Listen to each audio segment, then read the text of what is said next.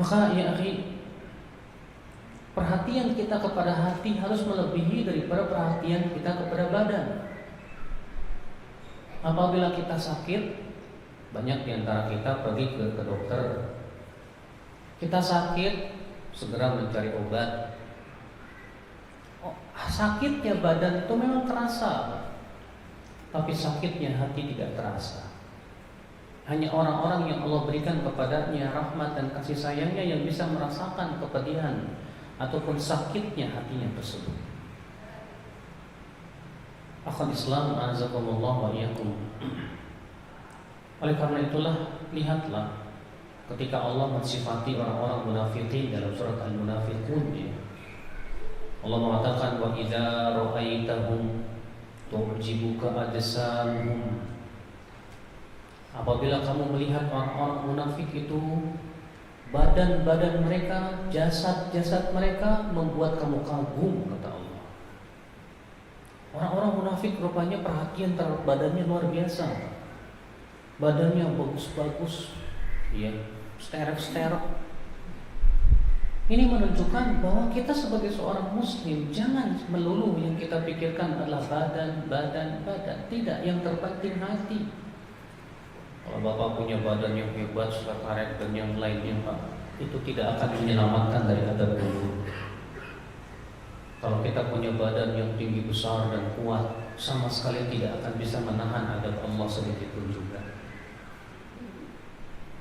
Makanya dahulu para sahabat lihat bagaimana perhatian mereka terhadap hati luar biasa.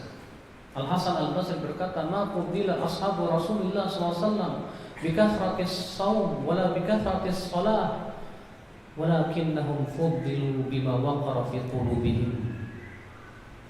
Dahulu para sahabat tidaklah diberikan keistimewaan oleh Allah karena banyaknya puasa, tidak pula karena banyaknya sholat. Akan tetapi mereka diberikan keutamaan karena apa yang ada di hati-hati mereka. Na'am akhwat Islam. Sebutkan dalam hadis yang diriwayatkan Abu Daud dan yang lainnya, suatu ketika Rasulullah SAW sedang duduk dengan beberapa sahabatnya. Lalu muncullah seorang laki-laki. Lalu Rasulullah bersabda, "Yatlu'ul an rajulun min ahlil jannah." Sekarang akan muncul seorang laki-laki dari penduduk surga. Kemudian muncullah seorang lelaki Ansar dalam keadaan dia telah berwudu dan dia menenteng sendalnya tersebut. Keesokan harinya kembali Rasulullah SAW bersabda, "Yatlu'ul an rajulun min ahlil jannah." Akan muncul sekarang seorang laki-laki penduduk surga. Ternyata yang muncul lelaki yang kemarin.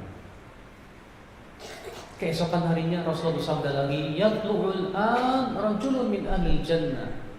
Sekarang akan muncul lelaki penduduk surga.